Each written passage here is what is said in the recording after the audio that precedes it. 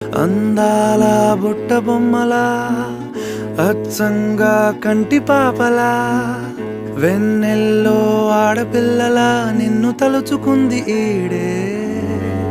చెల్లియో చల్లకో ప్రేమనే అందుకో నూటికో కోటికో వరుడు నేనులే.